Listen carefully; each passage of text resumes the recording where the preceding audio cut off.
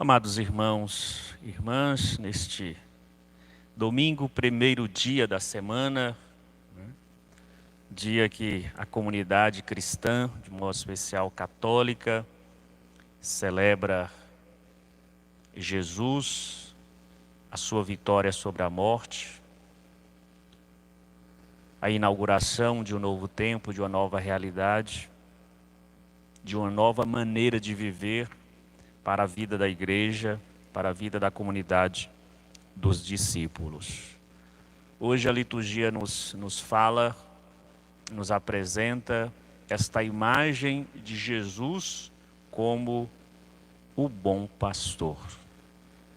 A antífona inicial desta santa liturgia nos indicava: a terra está repleta do amor de Deus. Por sua palavra foram feitos os céus. Ressaltando, queridos irmãos e irmãs, por mais diversificado que sejam os problemas, as situações de pecado, desde a criação não faltou, esta manifestação da bondade de Deus para com seus filhos, para com cada um de nós. Foi na bondade que Deus criou. Deus viu que tudo era bom. Então, guardar esta palavra. A bondade de Deus está presente desde a criação. E ao colocar Jesus hoje como o bom pastor, significa que o homem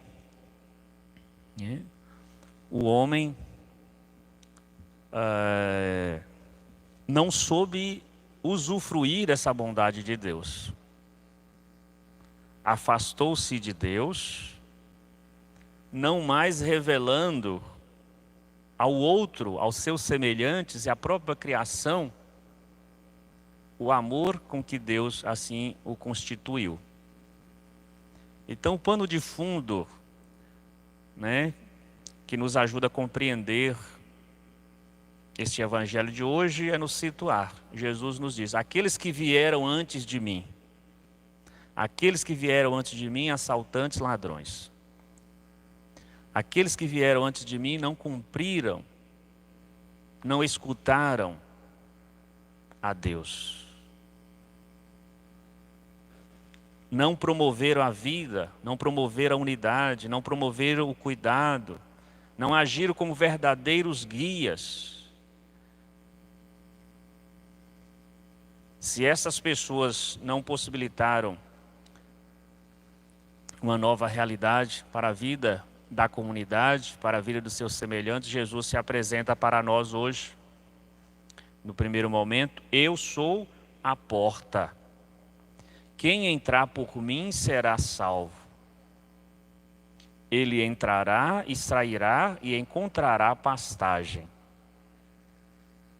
Então Jesus está colocando para nós aqui, amados irmãos e irmãs, nesta afirmação, Jesus está colocando para nós que Ele é o fundamento da salvação. Ele é o fundamento pelo qual nós podemos ter acesso a Deus, a vida de Deus, experimentar o amor de Deus. Sem Ele, sem passar por Ele, nada poderemos fazer. Interessante que se coloca que aquele que entrar por mim será salvo, entrará e sairá. Logo, Jesus se coloca como um pastor diferente, como alguém diferente. Porque a tendência natural às vezes do homem, do ser humano, às vezes é de se colocar como um instrumento, como a mediação de uma tal realidade a ser objetivada, tudo. Mas quando nós adentramos, as pessoas tendem a não nos deixar sair. Isso é próprio da escravidão. Nos manter presos, encarcerados, escravizados. E Jesus está dizendo para nós, olha, vocês podem vir com toda confiança. Vocês podem vir com o coração aberto, porque a porta que vocês estão entrando é uma porta que quer dar-lhes aquilo que é o fundamento para a vida de qualquer ser humano, que é a liberdade. Vocês terão liberdade para entrar, mas terão liberdade também para sair.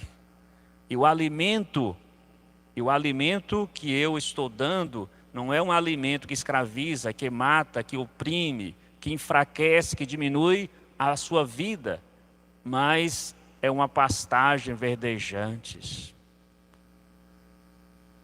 Jesus nos dá o alimento necessário para a gente crescer, para a gente se fortalecer.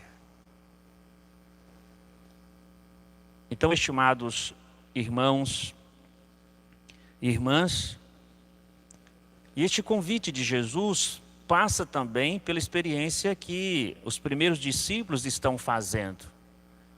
É um convite a entrar, a nos aproximar de Jesus, a acolher a sua vida. E esta acolhida requer, daqueles que querem caminhar, requer uma vida de conversão.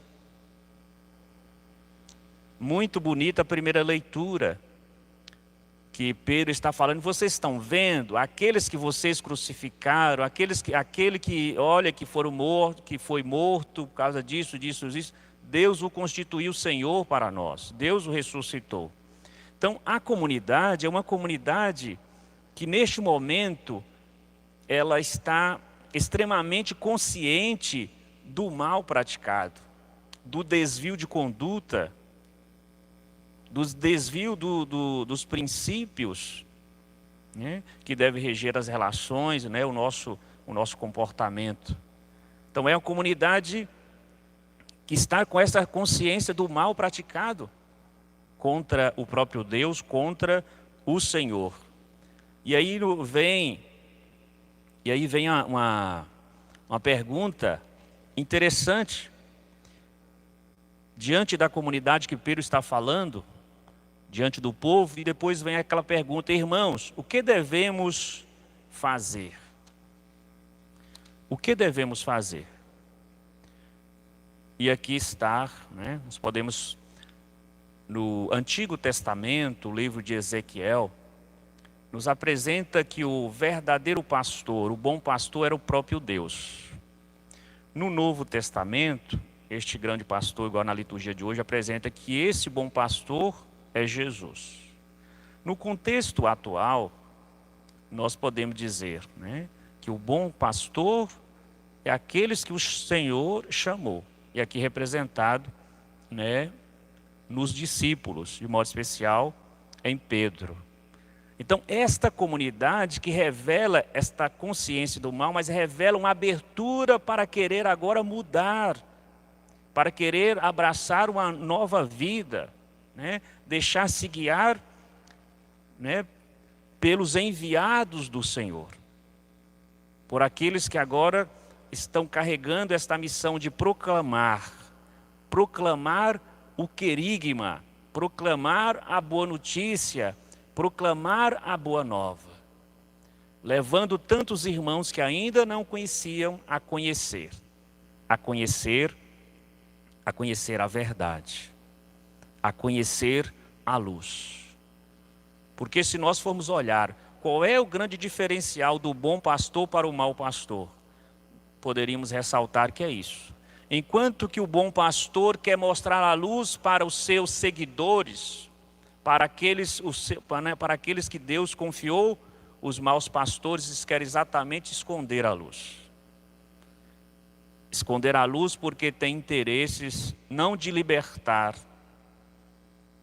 não de servir, mas de usar daquelas pessoas a elas confiada. O diferencial da vida de Jesus, diferencial da vida dos discípulos. Mas dizer isso, ter a coragem, né, para nós é uma coisa, é muito bom quando a gente tem a coragem desse povo. Nós erramos, nós desviamos dos caminhos do Senhor, por causa de nossa ação, por causa de nossas atitudes, né, o mal imperou entre nós, e nós queremos saber da igreja, nós queremos saber de vocês, o que nós devemos fazer. E aí Pedro vem com a mensagem bonita, que é a mensagem que a igreja sempre nos coloca em cada Eucaristia, nós ressaltamos isso. Nós começamos com um momento de ato penitencial, reconhecer que muitas vezes nós erramos, enfraquecemos a presença de Deus no mundo. E aí Pedro, convertei e será batizado. Será batizado em nome de Cristo. Então perceber, né, que a conversão precede o batismo. A conversão precede o batismo. E aquele que passou pela conversão, a verdadeira conversão, vai viver a vida com Cristo. Vai dar de Cristo também para a vida dos seus semelhantes.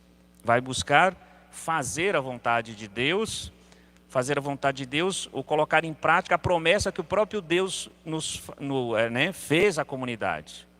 E a promessa, amados irmãos e irmãs, a promessa é que a salvação é para vós filhos e para todos aqueles que estão longe, todos aqueles que o Senhor nosso Deus chama para si. A salvação é para todos aqueles que estão longe. Então, esta afirmação revela a misericórdia de Deus, revela a ternura de Deus, revela a bondade de Deus. De um Deus que não se alegra com o pecado, com aquele que vive no pecado, com aquele que fez o mal, mas um Deus que vem para gerar atitudes novas, gerar uma mentalidade nova, gerar uma abertura do coração. Está perto daqueles que estão longe. Estão longe da palavra de Deus. Estão longe do amor de Deus. Estão distante da comunidade, estão distante da família. Estão vivendo isolados. É bom a gente entender esse estar longe, né? A nossa congregação coloca como lema para nós, estar perto daqueles que estão longe. E o momento, amados irmãos e irmãs, estar perto daqueles que estão longe, não é só uma realidade física. Nós estamos aqui celebrando, vocês olhando, está aí assistindo, olhando para o padre, olhando aqui para os co-irmãos. Mas nós estamos distantes fisicamente, mas nós nos sentimos muito próximos a cada um de vocês. Nós nos sentimos integrados no corpo de Cristo, buscando viver os mesmos propósitos de Cristo, alicerçado no batismo que em Cristo nós recebemos. Está perto daqueles que estão longe. Requer uma atitude de cuidado, uma atitude de serviço, uma atitude de zelo. E se nós estamos aqui distante fisicamente, isso não é atitude de abandono, não. Pode ter certeza que o que o pastor mais gosta é de estar com o seu rebanho, de estar próximo. Como nos fala, o próprio Jesus coloca, né, para nós, as ovelhas escutam a sua voz e o segue. As ovelhas escutam a sua voz e o segue. Então, para nós, o sentido do pastoreio, nós enquanto igreja, começando desde o Papa Francisco, é dizer, é a atitude do cuidado, é a atitude de não colocar a vida de pessoas em risco, de não ser uma arma para o outro, porque às vezes se a gente não tiver cuidado, nós seremos uma arma para o outro, a transmitir uma coisa que é invisível. Então Deus nos deu a capacidade de discernir, Deus nos deu a inteligência. Isso é tentação, isso às vezes é o diabo, às vezes nós estamos aí, é o diabo, ou se é o demônio. Qual foi a tentação de Jesus? Não, nós enquanto cristãos, nada nos vai atingir, nem esse vírusinho aí não vai atingir não. O que que o diabo tentou Jesus? Se você é filho de Deus, atira daqui para baixo, porque Deus é todo poderoso. Aqueles que são dele, nenhum mal vai acontecer. Isso é insensatez, isso é tentar a Deus. Então, nós queremos, enquanto pastores da igreja, nós queremos mostrar a luz, ser um sinal de vida, e não um sinal de morte, um sinal de divisão, um sinal de agitação para os nossos irmãos e irmãs. Nós devemos ser exemplo de Jesus, não como os pastores, os falsos pastores que divide, que causam o caos. Mas Jesus se apresenta para nós hoje como aquele que é capaz de reunir as ovelhas no redil do Senhor. Nós estamos reunidos como povo de Deus. Nós estamos reunidos em oração. Vocês não estão aqui no templo, mas vocês estão em casa. Nós estamos reunidos como família, como igreja, celebrando a nossa vida, a nossa fé.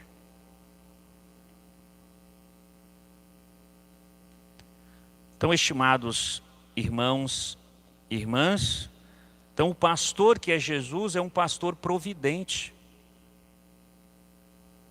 É um pastor providente, nesse sentido que o Evangelho termina. Eu vim para que todos tenham vida e tenham em abundância. É um pastor que vem para providenciar aquilo que nós precisamos. Nos dar aquilo que nós precisamos para viver melhores. Para enxergar mais, para ouvir mais, para lutar mais, para caminhar mais. Jesus não é o pastor que vem para ser barreira na nossa vida, mas exatamente, amados irmãos e irmãs, exatamente o contrário. Então, pensar na voz, já finalizando, caminhando para o final da nossa reflexão. As ovelhas escutam a voz do pastor e ele a chama pelo nome. Pensar na voz, a voz do pastor, é uma voz que revela uma convivialidade, não sei se a palavra é essa, mas a voz, ela revela uma proximidade. A voz, ela revela uma mensagem. A voz, ela revela um interesse. A pessoa olha sem nos ver, conhece a voz. É capaz de distinguir a voz. E aquele que conhece a voz de Jesus não vai deixar se levar pelas outras vozes. Aquilo que Jesus vai dizer, ela segue a minha voz, não segue a voz de estranhos. Porque só a voz de Jesus nos basta. Ele chama pelo nome. Por que que Jesus chama pelo nome? Por que Deus nos chama pelo nome? Deus chamou a cada um e chama a cada um pelo nome. Porque nós não somos objetos, nós não somos um trem. Nós somos pessoas constituídas em dignidade. Nós temos uma dimensão de pessoalidade, de individualidade. E quando Jesus nos chama pelo nome, Ele está nos constituindo, amados irmãos e irmãs, de uma identidade. Nós não fomos batizados, fulano do número tal. Nós fomos batizados, o padre geralmente, a igreja, eu te batizo em nome do Pai, do Filho e do Espírito Santo, nos dando uma identidade como igreja, nos dando uma identidade do chamado que Deus nos fez. Então, reconhecer a voz de Jesus.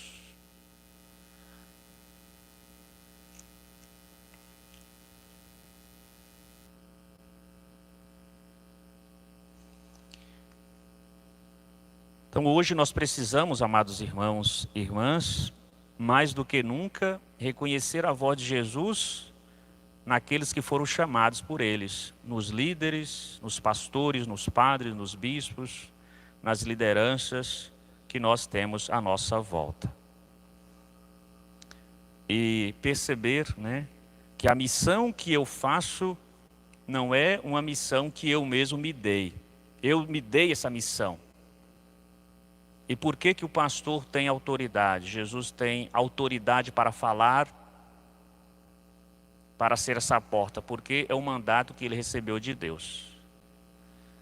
Por que que eu, enquanto padre, estou aqui? Porque não foi um mandato que eu me dei, é um mandato que eu recebi, essa vocação que eu recebi de Deus. E que a igreja me deu esse mandato para falar em nome desta igreja, falar em nome de Cristo. Importante a gente perguntar, em que nome de quem que nós exercemos a nossa missão? Nome de quem que nós estamos buscando isso? Né? De quem que nós recebemos tal tarefa? A nossa tarefa, a nossa missão, ela é uma missão que está atrelada à vida de Jesus? Se a nossa missão está atrelada à vida de Jesus, com certeza, amados irmãos e irmãs, é uma vida que está trazendo mais dignidade para o outro. É uma vida que está produzindo frutos.